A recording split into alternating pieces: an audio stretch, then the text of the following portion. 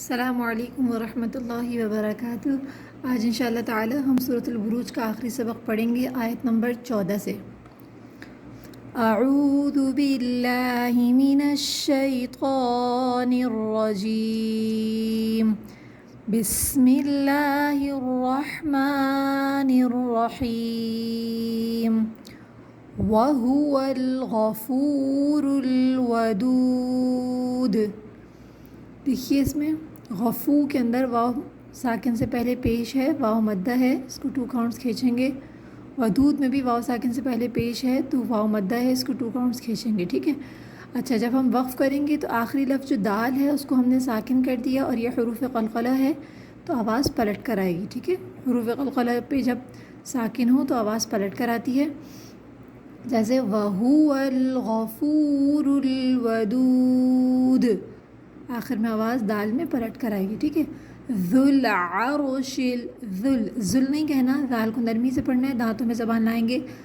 ذُو الْعَرْشِ الْمَجِيدُ، یا ساکن سے پہلے زیر ہے، یا مدہ ہے، 2 کاؤنٹس کھینچیں گے، یہاں پہ بھی آخر میں دال پر قلقلہ ہوگا، ٹھیک ہے۔ مجید ایسے۔ فعال لما، عین پہ تشدید ہے، سختی کے ساتھ پڑھیں گے اور کھینچیں گے 2 کاؤنٹس، لام کو لام کے ساتھ ملا کر فعال لما یرید، یہاں پر بھی یا مدہ ہے اور آخر میں حروف قلقلہ ہے، ٹھیک ہے۔ یرید۔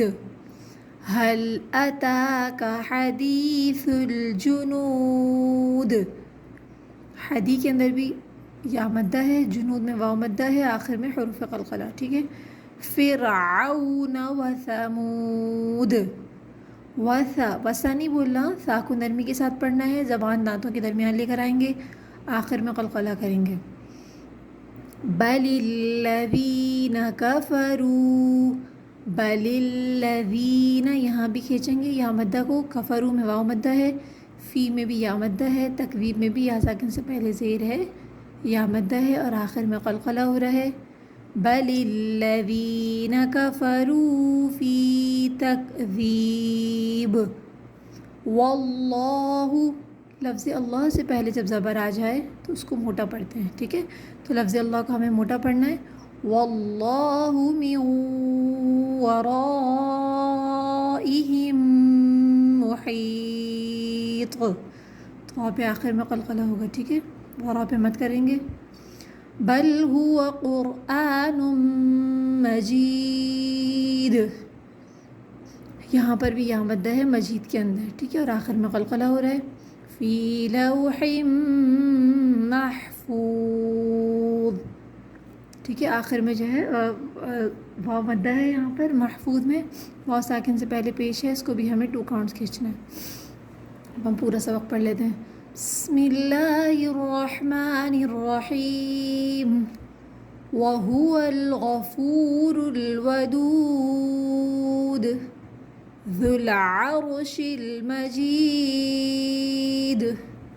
فعال لما یرید، هل اتاک حدیث الجنود، فرعون وثمود، بل الذین کفروا فی تکذیب، واللہ من ورائہم محیط، بل هو قرآن مجید فی لوح محفوظ۔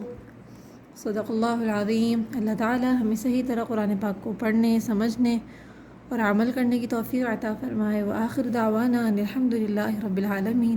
السلام علیکم ورحمۃ اللہ وبرکاتہ۔